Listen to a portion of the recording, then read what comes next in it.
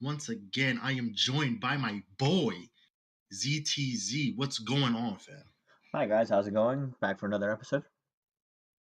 Let's get it. We got Fastlane, Raw, and Smackdown. I apologize for not having last week's episode up. There was some audio stuff that I was working with, but I will have that up probably the same time that this goes up. So you get the 2-for-1 special this week. So but yeah, so without any further ado, let's get into it. Henry, take us away. All right, so we're gonna start the episode. We're gonna start today's episode with Sunday's pay-per-view, which was Fastlane. So Nice. we're just gonna kind of skip through the card, things that kind of matter. Everything matters, of course, but not everything that matters as much as one or the other. Yeah. So I guess we'll start off with the first match of the night, which was SmackDown Tag Team Titles. It's The Miz and Shane versus the Usos, and I don't really think anyone believes that the Usos would lose, but it's in Cleveland, and they had everyone believing that. Well, they had the Miz's father out there. Word. This man was sitting front row for the first match. That's crazy. I mean, they did it really well. The crowd was hot. The crowd was really hot for the Miz. Yeah, man, it was nice to see. Also, I'm pretty sure you have this in your notes, but since we're talking about the match, that top rope spot where Jay and Shane are just looking at each other on the top rope. Yeah, I was like, oh, they're not gonna do it, but they did it. they did it. Actually, I didn't expect that. I honestly was surprised by that. I expected for Shane to hit Jimmy that was on the other side of the turnbuckle and go coast to coast, and I expected, for Jay to hit Miz. Word. But him intercepting in midair was a cool spot. Yeah, that was a good spot. So Miz gets up, gives him the what's the awesomer? What's this? The skull crushing finale. Skull. What the hell? The awesomer. I thought of the famouser. I was thinking about the famouser. Oh yeah, you got that. So it was kind of the same character at one point, but skull crushing finale. That's what it was. So he gave him the skull crushing finale. The referee is checking on the Miz. On Shane that's down, and he doesn't get the pin for the Miz. So Shane's costing the match. Shane's father at the end of the match claps for him. It's a happy father-son moment. And then Shane turns on him, which was really surprising because I did not expect Shane to turn. I expected Miz to turn. Exactly. Considering that he cost him the match. Word. Great heat. It was great heat for once they did it really well when I was actually interested. Where they had him face the dad, and the dad was trying to go protect his son, and the security guards wouldn't let him. Exactly. They were like, nah, stay in your seat. We're not trying to get sued. Guys. So that's the end of the first match. Yes. So after that, Elias comes out and actually finishes a song, which was probably kind of surprising. Right? Because heel Elias doesn't ever get to finish songs. Never. He never gets to finish if he's a face or a heel. Doesn't matter. True. He finished one as a face, but I see. But to your point, you're right.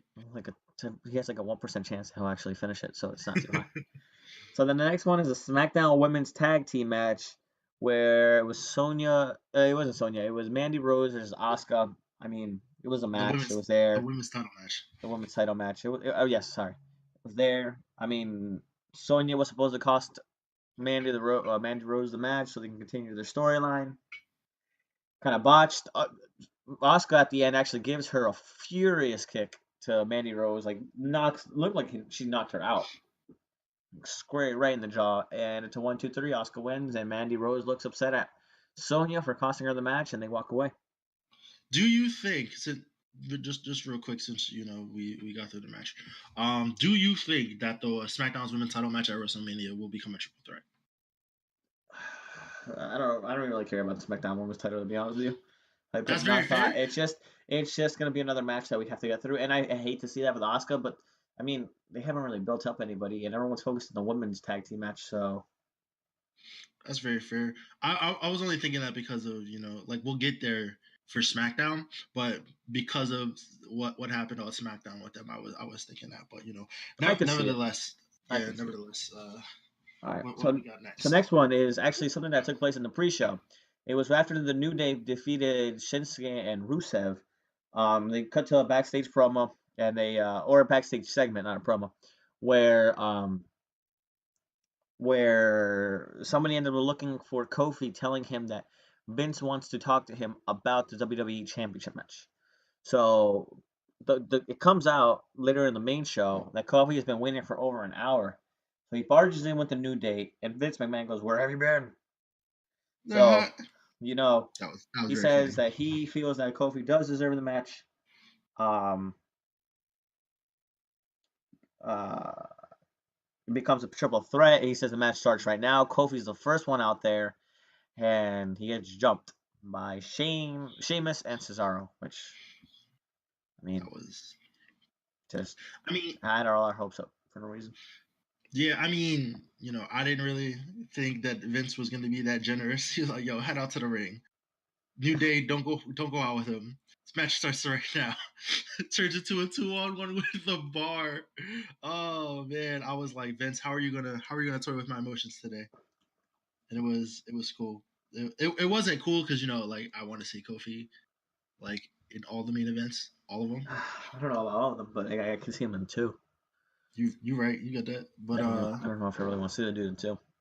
More, I mean, than that. But so yeah, it happened. So then it was a Raw Tag Team Championship. Very good match, very hard. It was a really fun match. Couple of botches here. Ricochet did a top rope Hurricane Rana to Scott Dawson, and it looked like he landed on his head, and I was like, this dude is dead. oh Like no, I was like, oh my god, he landed on the back of his neck, his head. Like this guy is gonna be paralyzed. But thankfully, this he was okay. He got up. word So the Revival retained by doing Shatter Machine on Gable, right? Gable. Yes, and they took the pin. I also think it was a smart decision. It was a good match. Word. And then there was a brawl after the match, and the NXT guys, while they didn't win the match, and it was good that Gable took the pin so they can keep the I put Team NXT because they don't have a name, and I didn't feel like writing both their names out on my They notes. don't have a name. They're just calling Ricochet and Aleister Black. Yeah, so it was cool that Gable got to take the pin, so that Aleister Black and Ricochet got to still look strong, and even there was a brawl afterwards, and they got to hit their finishers on the Revival. So Yeah. So next up, we had I think one of my this was probably it was either this or WWE Championship match. Favorite matches of the night was like really made the whole night really good, which was the U.S. title match with Samoa Joe, Rey Mysterio, what's it called, R Andrade, Truth, and Andrade.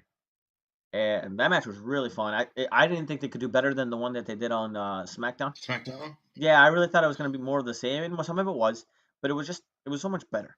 I think it was just more hard hitting, more moves. I don't know the one where Andrade like jumped on the rope, went to go fly out on the top rope. I mean, went to go fly out, and then did like 3 spins to knock down Samoa Joe. Was thought it was really cool. Yeah, R-Truth was a good comedic relief. Like he was really fun to watch. He's really entertaining. The guy's really good actually to entertain.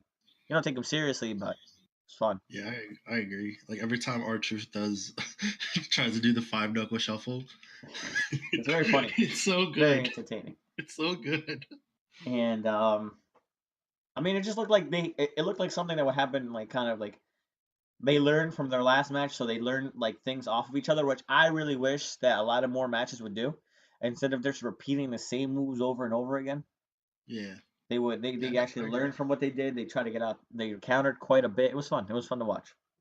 Yeah, definitely agree. So then we had the women's tag team titles where Bailey and Sasha beat Tamina and Nia Jax. Um, some things afterwards where Tamina got in Beth Phoenix's face. They beat down Tamina and Nia Jax beat down Beth Phoenix, and then Natalia came out to the rescue, but then Natalia also got beat up. So Natalia looked like a geek, but it is what it is. I don't think anyone gives a damn about that match. It was cool to to build them. You want to have Sasha and Bailey, their first title defense for these new titles. Like you want to have them win, but at the same time you want to have like Nia and Tamina look strong. So they did the typical smaller opponent versus the bigger opponent. The roll up, and then Nia and Tamina got to beat down all the baby faces to still look strong. So I mean, yeah, I guess. Seen it so many times at this point. yeah, Then we have Charlotte versus Becky, which didn't last long at all. It just ended in a weird way, and they're kind of like really dropping the ball on this. I mean, it's still the most anticipated match, of course, but I mean, the build-up has been for so long, and I've already seen so many issues with it. It is what it is, but I mean, it was just weird that Ronda was talking so much trash on Becky, and then she comes out here, and then she basically just punches her so to save her. Because if not, Charlotte, there's no way that they would have probably had Charlotte. There's no other way that I could see Becky beating Charlotte in that angle. that's fair. I mean, the promo that Ronda cut on Raw, and then the promo that Becky cut on Ronda's promo the next night. Classic. It was so good. It was funny. It was funny good. At least Becky's was. Yeah, then finally for the main event we had the Shield versus the Boring Shield. Wait. Time out. Pause. Didn't the what about the WWE? I apologize. I completely skipped the match. I apologize. So we had the WWE Championship match. Completely skipped that one. Sorry. The WWE Championship match with where they added Mustafa Ali, which made no sense, but I guess put the guy in because the guy does deserve a title shot. Word. Versus Kevin Owens versus Daniel Bryan. I thought it was a really fun match. It was solid. But when Mustafa Ali came out and it was supposed to, and people were expecting Kofi, I thought that match was dead. And they were chanting Kofi the entire time for like the first 5 to 10 minutes. And then slowly Mustafa and Daniel and Kevin Owens started to bring the crowd back. Yeah. And the match ended up being really fun. I thought it was a really entertaining match. Agreed. The match was good. It's funny you bring that up about the crowd chanting Kofi. It's definitely mirroring a lot of the stuff that happened with Daniel Bryan and CM Punk before him, where the crowds are just so heavily like into those guys finally getting the opportunity that they feel like they deserve, that WWE just keeps pulling the rug out from under him just to keep that emotion going. Because in my personal opinion, not to go on a tangent, I'm gonna make this quick, but in my personal opinion, there's no way Kofi doesn't win the WWE title at WrestleMania. In my opinion, I honestly, the only reason the reason I mostly say that he might not win it, because they're going to insert him, it's pretty clear, is because with Daniel Bryan and CM Punk, they had been going on for like a while with the crowd behind them. Like if you think back, like Daniel Bryan had been going for like before SummerSlam, and CM Punk had been going way before like that. Like CM Punk says basically before the whole match with John Cena, throughout like maybe till even today, like the guy's still huge. I mean, his momentum never dropped. I don't know. It's Kofi is just and we all know this. He's not built to be in front of a camera like all the other guys are. Unfortunately, as talented as Kofi is, as funny as he is, I don't see him winning the championship. I mean, we gotta see it. If I see it, I'll be happy. I want the guy to win it. I think the guy deserves it. Yeah. But as we know how WWE works, especially at WrestleMania, you don't want every title to change hands. True.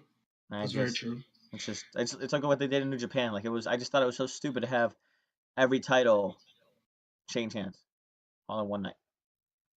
That's very fair. But I mean, if you look at why every title changed hands, because like I understand that, but then don't build up all your champions to leave. Don't revolve your company around a bunch of guys that are gonna leave.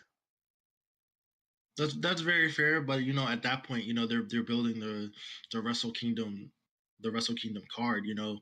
Those things unfortunately, happen that way sometimes in wrestling. So I understand that. It basically just doesn't mean much when every title changes hands, if that makes sense.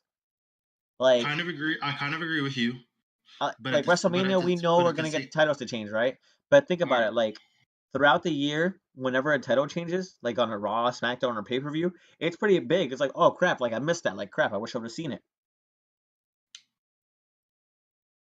Yeah, that's fair. But You know, it's getting apart from the point. I hope Kofi wins it, but at the same time, I don't see it happening. And even if he does, I don't see him like retaining for too long. yeah, that's not the point. Like when Jeff Hardy won the title, he held that joint for like a week. That's Not true. really. It was like a month. Yeah. But it's not so much you know how long you hold it. It's that feeling in that moment you get about backing someone that you feel deserves it and them, winning. I understand that. It's like a great feeling when like say like Seth Rollins beats Brock Lesnar, right? The issue Yeah. comes afterwards that you don't have a strong babyface champion. And then throughout the rest of the year, you just have a bunch of heat and heels beating down these idiots who don't have anybody to back them up or like have any real strategic way. Like, okay, once again, I'm going to go back to New Japan, but New Japan, at least they have like baby faces like Okada, like Tanahashi, like guys that, or Kenny when he was there that were strong. All right, but when Rollins is a face though. Yeah, but look at it. When he has the Intercontinental Championship, he had it. He lost in an open challenge. It took him forever to win it back. It had to take like for one feel good move, one good feeling moment, and then like I don't even remember when he lost it. Like when did he lose the Intercontinental Championship after SummerSlam? Like who beat him? He's Dean Ambrose. Was it like I see that's something I just don't remember, and that's something like if you want to bring back like an actual champion, like you would just build him up better. And it's Seth Rollins. It's not hard to build that guy up. But yeah. So I guess we'll move on to the next match, which was the Shield. Finally, to this match. The Shield versus Baron Corbin, Drew McIntyre, and Bobby Lashley. Any thoughts on this match? I mean, McIntyre getting power bombs was cool. Corbin getting power bombs was cool. Yeah, that was definitely cool. I thought it was a fun match. It was a good match if it was gonna be their last match. Yes. It was just a predictable match. It was nice. Yeah, because you knew they weren't gonna lose. Yeah. I mean, predictable isn't always bad. True. Very true. Things. But Oh, but before we forget, there was one segment that we skipped that was my personal favorite because my favorite superstar was on it. Elias came back for another song. Lacey Evans does her Lacey walk. Distracted Elias takes the RKO, and then out of nowhere, my boy AJ Styles with the phenomenal forearm to Randy Orton. Listen, it was small, but it was satisfying. But as of today, March 14th, this match was actually announced today at WrestleMania on the main card. Yes. So that is pretty exciting, and honestly, it's a match that will it seems like it's going to be a lot of fun because when Randy wants to, with the right guy, Randy will also have really fun matches.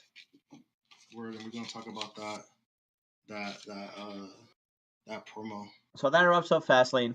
I guess we can go to Raw now. Yes. Let's go. All right. So we open in Raw. Shield comes out. They do their last Shield promo thing. Like it was cool if this was going to be the last time we're together. We did it. But now we all got to handle our separate business. Dean and Reigns leave. Not before Reigns says he's going to have that one-on-one with Corbin later. But after he says that, they leave. Rollins cuts his typical, WrestleMania promo on Lesnar, talking about he going to slay the beast. Heyman comes out. They have a nice exchange. And then all of a sudden, Shelton Benjamin attacking Rollins from behind. I was really excited to see Shelton Benjamin. I'm not gonna lie. I know a lot of people were just like, "Wait, what?" But I was pretty excited. I think Shelton's so talented. Yeah, I was very excited to see him. That actually leads into the first match. Seth Rollins versus Shelton Benjamin. It was a good match.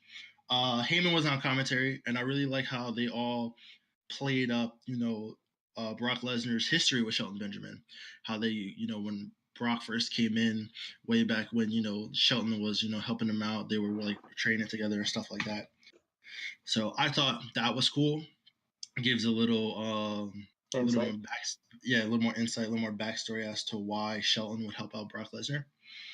Rollins gets the victory off the patented blackout curb stomp, and I believe either at some point during the show or some point after that match, like right after that match, they were talking about how Lesnar would be on Raw this coming week.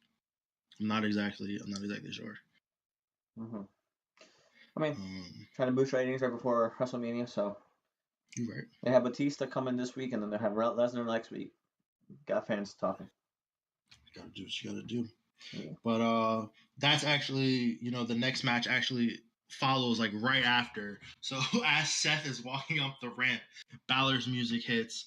They have a little bit of a respect bro moment kind of thing.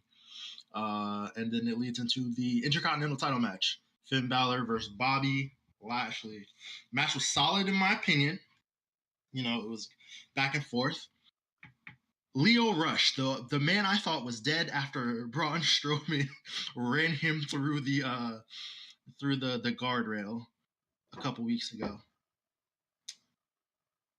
He interferes. He grabs the United States title. Wow. He grabs the Intercontinental title. Says you don't deserve this. Finn Balor is looking at him. He's trying to. Leo's just trying to distract him. Balor doesn't move. He's on the outside of the ropes. Leo tries to grab him. Balor kicks Leo off the ring apron. Goes for a springboard move.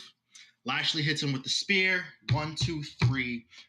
Your two-time Intercontinental Champion, Bobby Lashley. I'm okay with it. I'm pretty. At first, I was like, wow, we really can't have a babyface that can hold the title for longer than a week or a month if it's not AJ Styles. But you know what? It's okay. It's all right because it just seems like it'll be a fun match. And it was just what the story they've been building up for them with Lio Rush, Bobby Lashley, and Finn Balor has been pretty entertaining. I low-key think Leo's going to turn on Bobby.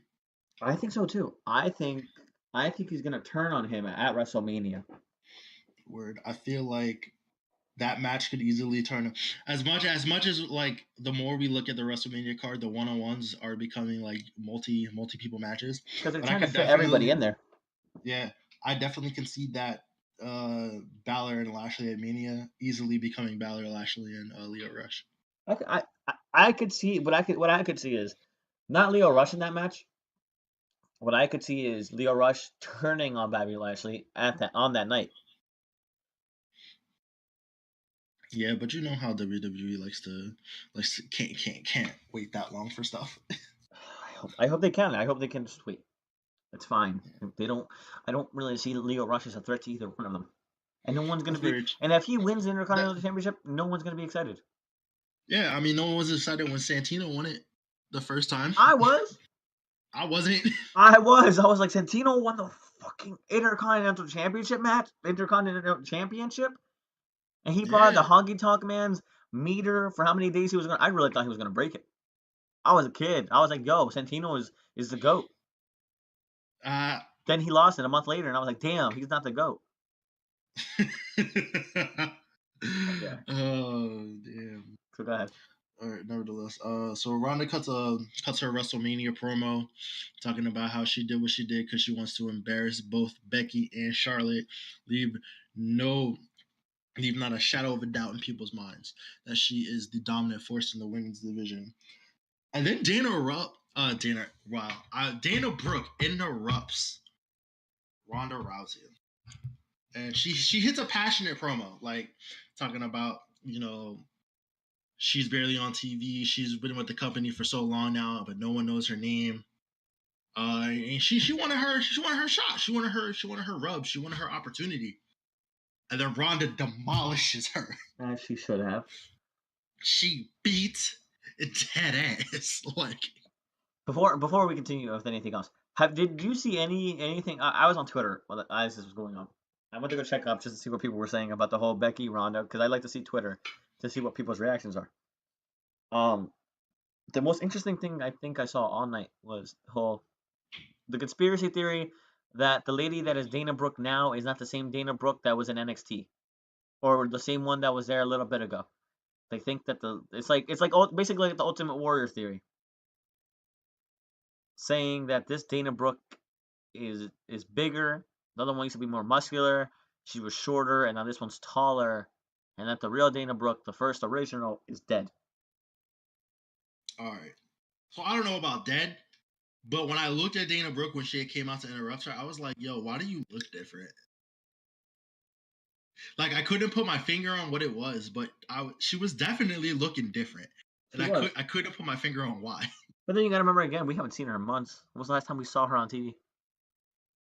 Like 2 months ago. That's a pretty long time for us. Facts. I don't remember this lady. She's nothing big. The coolest thing she did was she was an assistant for Charlotte, and then she was an assistant for Titus Worldwide. I thought she was way more cool when she was with Titus Worldwide. Oh yeah, because she was on TV. They gave her stuff to do. Like, I thought it was cool. Like she was like mean. That was some heat. I mean, she wasn't really doing anything. All right, but we saw her. We did see her. But that was some heat. Titus Worldwide was cool when they had Akira Tozawa, and then he won the Cruiserweight Championship from Neville. That's when it was cool. Word. And then they all just disbanded. And then he lost it. And then he lost it. And he was like, I'm out. Bye. Yes. So. Next on my notes, no disrespect to them, but we have Team NXT, because they still have NXT in their little title cards when they walk to the ring, versus Rude and Gable. It was a good match. I think it was expected that, Black and Ricochet would get the win. Uh-huh. Walking up the ramp, posing to the crowd, throwing their arms up for the victory, only to get attacked from behind by the Road. Okay. I like it. I liked it. It was a good match. The Revival trying to take out all their competition. Kind of don't really see who the Revival is. It's probably going to be Aleister Black and Ricochet versus the Revival at WrestleMania. Ladder match? Maybe. All right, I'm gonna breeze through these next couple ones real quick. Alexa Bliss is the WrestleMania host. She revealed herself on her show. It's all right. I don't really care typically who the host is. They never do anything, so it doesn't matter. They just waste our time. They take like half an hour of everything. But with Alexa Bliss, it might be interesting. Yeah. There was a Braun Strowman SNL angle. The dude who was talking hella smack last week, Colin, I forget his last name. Forgive me, I don't watch SNL. But he gave Braun a car to apologize. Braun destroys the car. Just like, I don't care about this. I'm gonna see you at WrestleMania, and you're gonna get these hands. Oh man. So after that, typical Elias segment comes out.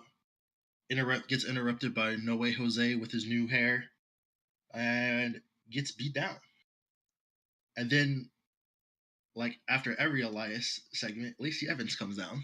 I swear, he's gonna be at WrestleMania. She's gonna come down, and then she's finally gonna have a match. Probably. Nia Jax versus Natalya. Nia accompanied by her best friend Tamina. Natalya accompanied by her new best friend Beth Phoenix. Bit of payback from the previous night at Fastlane. The match was not long at all. Nia wins by DQ, but it's only because Beth Phoenix and Natalya were taking it to Tamina and Nia Jax right after the match started. So next we got the Batista Triple H promo. That was cool. I hate that Batista did the typical heel thing of I'm gonna have 900 cards because why? Wait, it broke up. What'd you say? He's gonna have 900 what? He had hella security, and I'm just why? Why, Batista? Why? What? I mean, that's the first time I think I've seen in WWE where the security comes out and nothing happens to them. Exactly. So they obviously did their job and they scared Triple H. It's but now they have a match at WrestleMania. It is now official. From what it's being hyped up to be, it's going to be Batista's last match, and now it is going to be a no holds barred match, which is cool. Yeah, it's gonna be a spot fest, but it should be fun. It should be a cool match.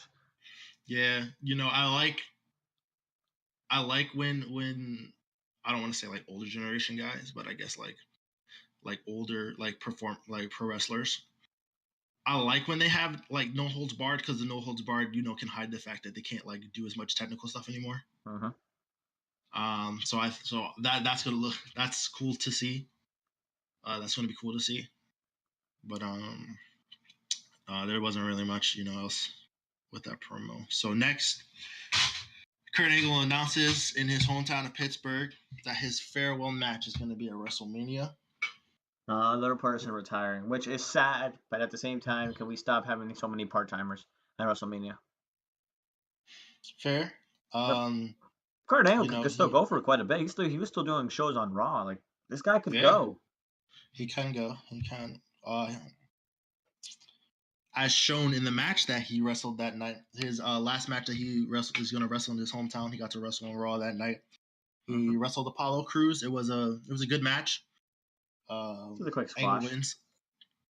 It wasn't a squash. Angle. It wasn't like one of those matches that like commercial, but it wasn't like a super squash. But you knew Angle was. Yeah, but you knew Angle was gonna win, like going. Yeah, you didn't have to. Yeah, I understand what you're saying. You didn't have to like build it up to be anything crazy, but. Yeah, I mean, like you knew Angle was gonna win. I mean, yeah, they kind of brought the right guy out there. Apollo, Apollo's very athletic, but no one. Yeah. It's just a quick guy that can take the pin. I mean, they also they did a lot of hyping up about Apollo looking up to Kurt Angle, like that sort of thing. So that was cool. So I think I know who his opponent is. WrestleMania is probably gonna be John. It's probably gonna be John Cena. Damn it! I thought I was the only one that thought about that. No. I thought I was a genius. I mean, you're smart. Great. Go ahead. All right. So after that, we get the hyped Roman Reigns versus Baron Corbin, except we didn't get it because Drew McIntyre hit him with that sneak attack. They really played up the Claymore kick that Reigns took on the outside. Watched his head bounce off the canvas. Hard hitting move. Yeah. Reigns and Rollins and the doctors came out to check on him.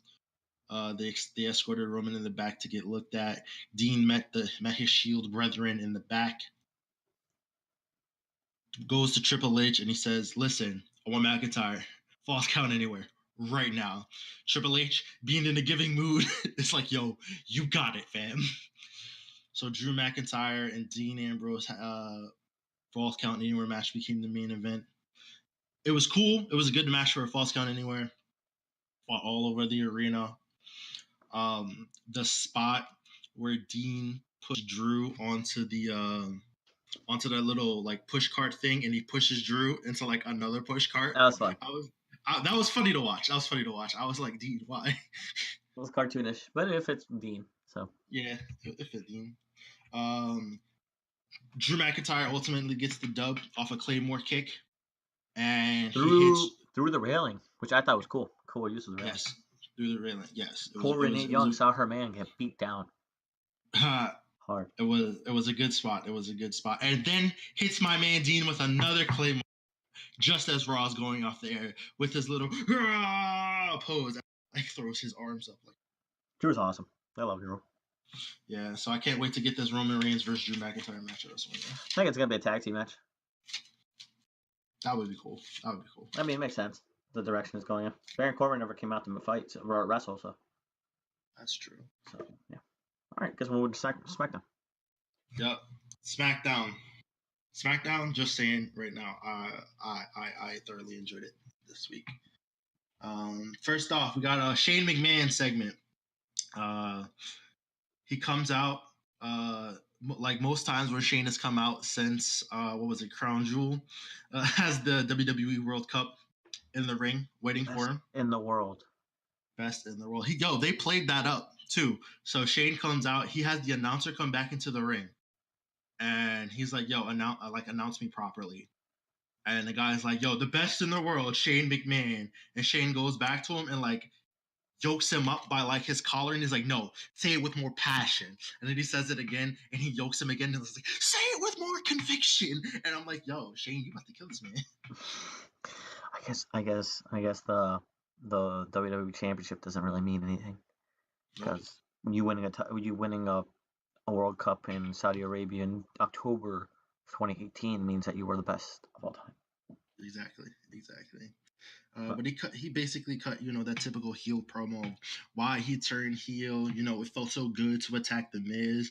I It mean, it felt so probably would good to have put been. his hand. Yeah, it felt good to put his hands on the Miz's dad. It felt good to choke the Miz out in front of his dad, like those sort of things. I have though in my notes though, like it's cool that Shane gets to keep his trophy, but where's Braun Strowman's belt from the Greatest Oh, Warrior? that is right. I completely. That was an ugly belt. I don't really care about it, but I mean, you would think that Braun. I think that's the only title Could Braun's gonna like win. I yeah, honestly think like that's the only title Braun's ever gonna win in the next 2 years because they just killed this dude. yeah.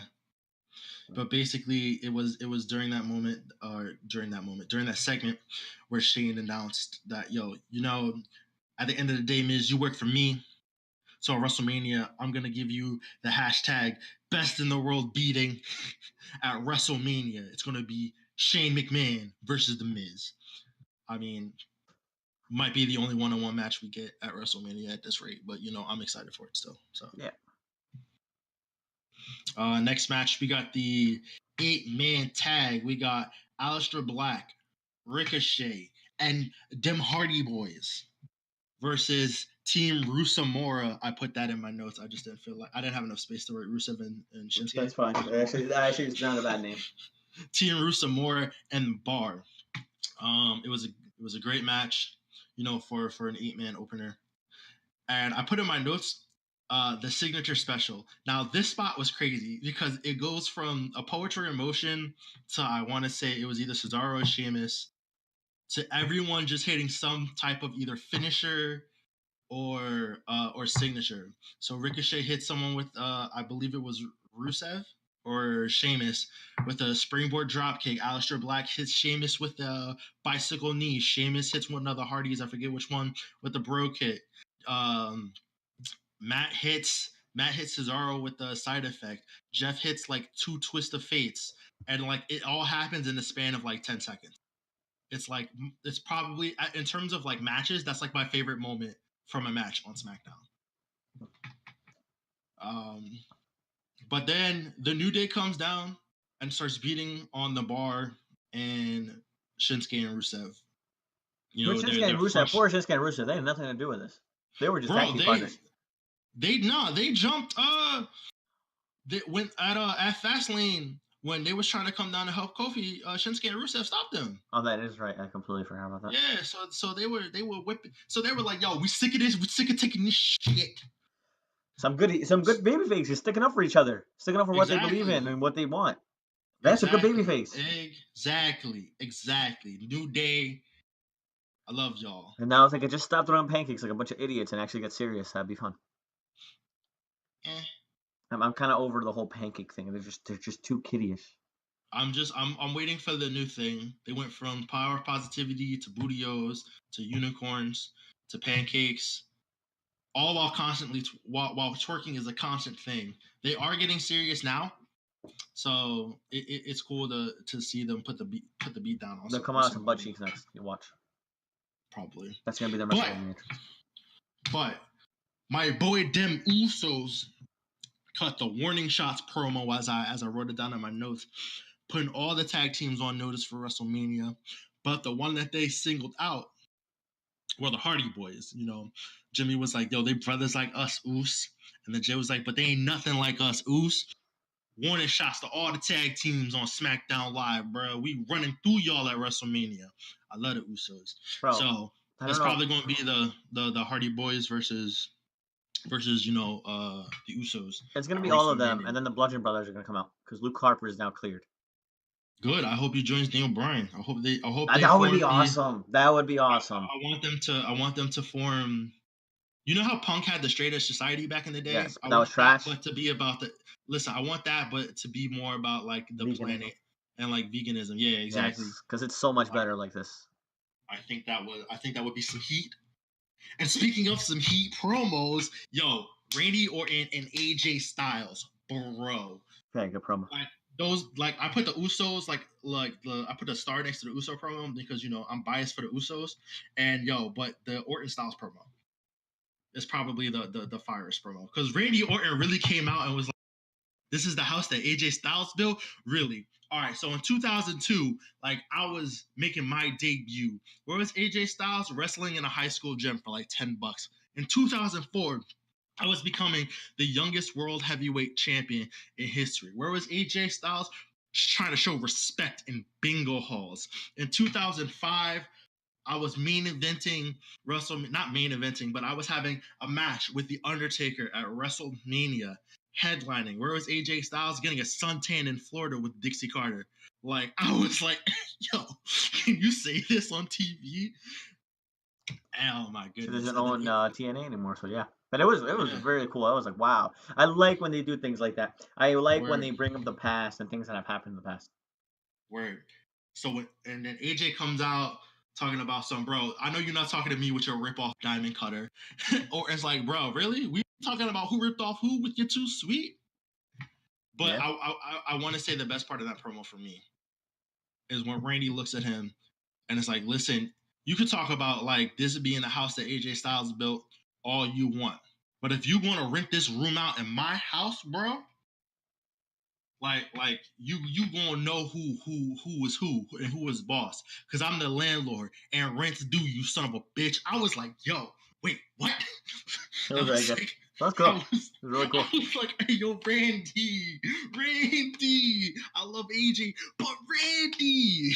Yeah, it was very cool. Kind of just left AJ just standing there like, damn. Yeah, Really yo, not right? I was like, AJ, this is like the third week in a row Randy has said something to you and just left you speechless. Like,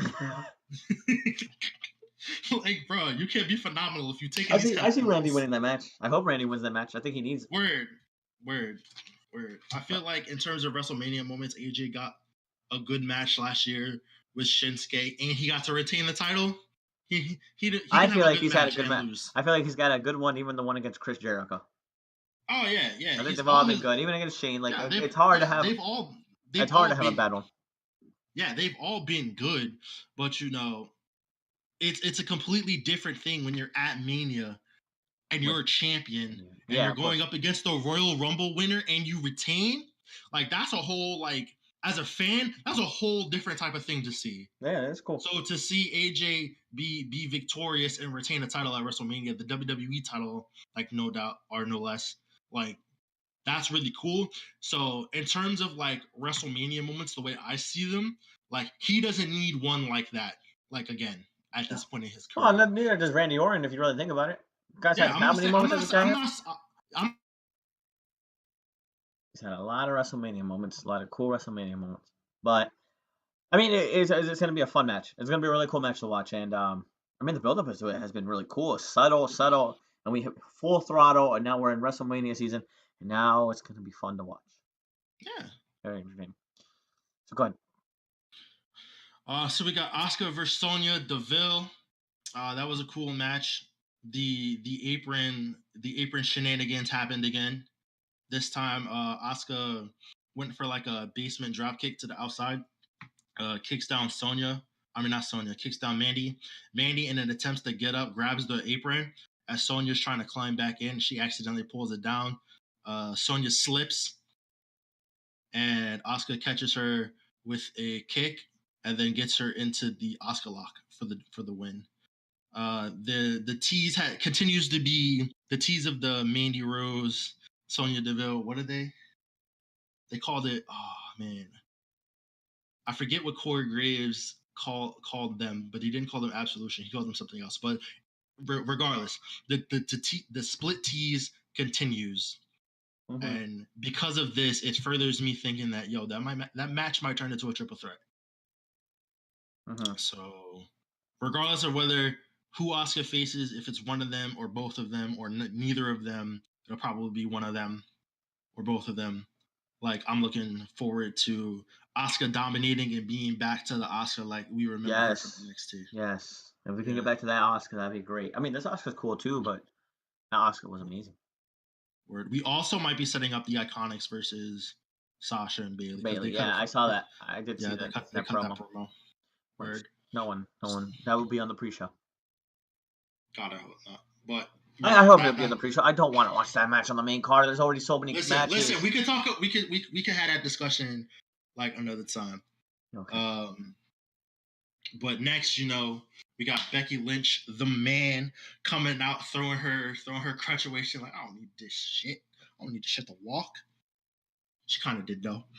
She cut a cool promo, funny promo, talking about I was in Ronda's head. I was playing mind games with her, bro. You know how hard it is to play mind games with someone who has no brain? I was like, bro, stop. Wow. Get out of here. Get out of here, fam. So that part was funny. Charlotte comes out, and instead of doing her typical bashing of Becky, she actually had a cool promo listing her accomplishments. Becky, you've been hot for 6 months. I've been hot for 4 years. That's why Vince picked me. He knows that I can get the job done. And then Becky hits her with a bro. You've been running the division you've been the queen of the division for 4 years, and you've done nothing with it, bro. WrestleMania doesn't need a queen right now, bro. It needs the man. And that made me really hype. So I'm getting more excited for this match. So word. Yes, it was. Okay. It doesn't fascinate us, but yeah. I mean, we'll see how it continues to go down. It should just be cutting promos, and then the last week they should beat each other down. Yeah, don't beat each other down every week. Oh, I agree. I agree wholeheartedly. So our next match, we got Rey Mysterio, R-Truth, Carmella as their manager versus Samoa Joe and Andrade with Zelina Vega. Before I get into the match, because for what it was a good match. Gave the 4 guys who were in the title match at Fastlane something to do. Correct me if I'm wrong, please. But since Rey Mysterio had, I don't know what he was gonna say. Alex keeps lagging in and out, so we apologize. But he should be back momentarily. Yeah, but I mean, but in terms of his mask though, I think that's the first time he wore one of his OG masks with nothing on the top since he's been back. Yeah. Yeah, it was just an aesthetic thing that I noticed. Ah, cool. But it was a good match. We had some manager spots. Rey and Truth win, and Joe looks so shocked and confused that he just beat up everybody that was in the ring. R-Truth, Andrade, probably would have beat Carmella and Zelina up if they were in the ring too. He just looked in shock and in awe. Bro, did I just really lose? That's crazy. Samoa Joe does not deserve to lose, but maybe that'll be a ladder match for WrestleMania. Probably. They could add Ricochet and Aleister Black because those guys are everywhere. They can be added to anything. They're so good. No, I agree. So last technical match of the card, we've got KO Kevin Owens and Sub-Zero Ali. Just kidding. Mustafa Ali versus Daniel Bryan and Rowan. They just did their. It was a solid match. It was good. Daniel Bryan and Rowan get the victory. I believe it was off the face slam that Rowan does to Mustafa Ali. Interesting that they're letting Mustafa Ali take pins for Luke Harper. We don't talk about that. We don't talk about that. I'm just playing. But nah, you're right. To bring him back, put him in the title match, and then make him lose. I mean, if he's not going to be involved, I can understand. It's fine. You also don't want the bodyguard to Daniel Bryan looking weak, so it's okay. Yeah. And after that match, we got the Vince McMahon announcement. Vince is coming out talking about, he did what he did on Sunday to do what he likes to call, to have a teachable moment. He goes on, but the New Day goes to interrupt him. Big E and Xavier hyping up Kofi, talking about, this man's been here 11 years. He puts in all this work, we put in all this work, this, that, and the other. Kofi's your boy. We don't complain. He don't complain. You need to give him what he's earned. And Vince McMahon, this is why I say Kofi is gonna win. because they keep throwing around. And Vince said, I had a talk with Daniel Bryan, and this is exactly what he had to say about Kofi. He said, you are an amazing athlete, but you will never be anything more than a B-plus player. So in my head, having already gone through this with Daniel Bryan with that exact phrase, I'm like, oh, no, he's going to win. He's going to win the main. We'll see. I mean, it's pretty cool. Pretty cool the way they're building up. Yeah, and then Kofi takes the mic, and I could have wrote down like 1,000,000 points for the things that he has said, just for the passion and like what he was talking about when he was talking to Vince. But I just put Kofi the GOAT in my notes, like I really did.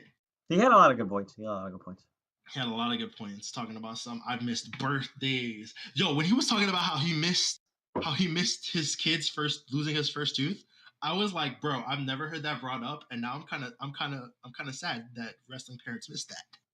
Kofi has kids? Yeah, Kofi has 2 kids. I did not know that. Yeah, Kofi just seems young, but yeah. I mean, yeah, it's sad, and the guy deserves it, and a lot of them deserve it, but not just because you deserve it, do you get it? You gotta earn it. Yeah, because you earn it. But this guy definitely has earned it as well. Yes, and to round out SmackDown, Vince says, "Fine, you want to talk about earning it? All you have to do is beat this man." Randy's music hits, and then New Day's like, "You got this," and then Joe's music hits, and then the Bar's music hits, and then Rowan's music hits.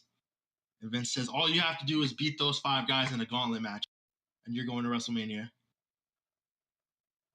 That's a great way to end it.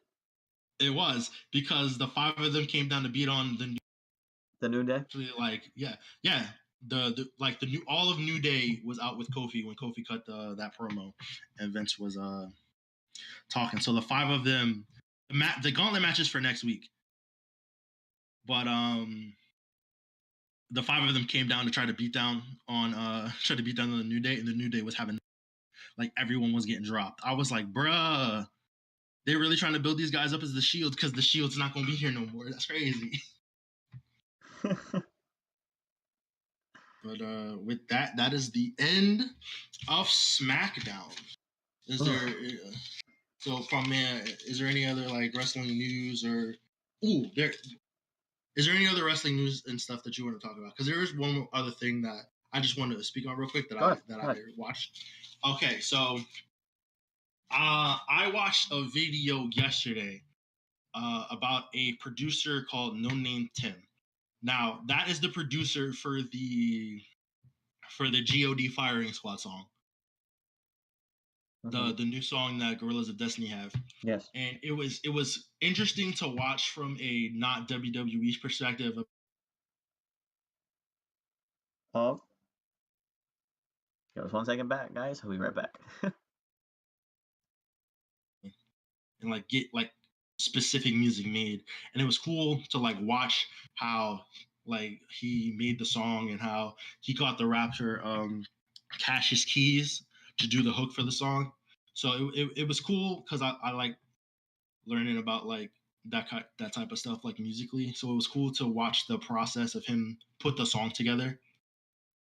And it was cool to see the perspective of how like independent wrestlers, hit up like different music artists and like, yo, can you help me with this? Like, could we put something together for some interest music for me? So it was just a quick thing that I saw that like I thought it was interesting to see and to learn a little bit about. Okay. Yeah. So that was it. It was on my mind. I was like, okay. Oh, that was cool. I want to speak on that real quick. All right. But is there anything else that you wanna say before we sign off? Marty Scurll is in the Ring of Honor world title match, on April 6th in Madison Square Garden. Yes. The G1. Yes. Let's go. I could see him winning just because everyone loves Marty. Yes. So that's it. That's all I have. That's all I have right now. I'm gonna try to keep up to date next week with New Japan Cup. I know that's wrapping up soon, so I'll be up to date with that one. Sorry guys that I had to feel so rushed. We're kind of on a time schedule, and I know it's a lot of information for 3 shows. I think we're gonna try to figure something out differently, but we haven't really discussed it yet. Yeah. just because doing it either a Wednesday or Thursday is a lot of information just for an hour, and it's just too much. Yeah. I agree. But we'll work it out. We Yeah, always do. we'll figure it out. So All right, guys. So yeah. that's it for my part. You have anything else to say? Um nah, just like I said, I'll do my best to have the episode up from last week and this week's episode up. That 2-for-1 special. Sometime probably tomorrow. Probably tomorrow morning. Hopefully, because I have to work in the afternoon. So either tomorrow morning I'll have it ready, or tomorrow evening I should have them ready. Mm-hmm. Yes. All right, great. All right, everybody. Thank you very much for joining your boys on the Heel Heat Podcast, episode 3. I am your captain. This is the boy ZTZ. Thank you all very much for joining us. We will catch you guys later. All right, guys. Thank you. Bye bye.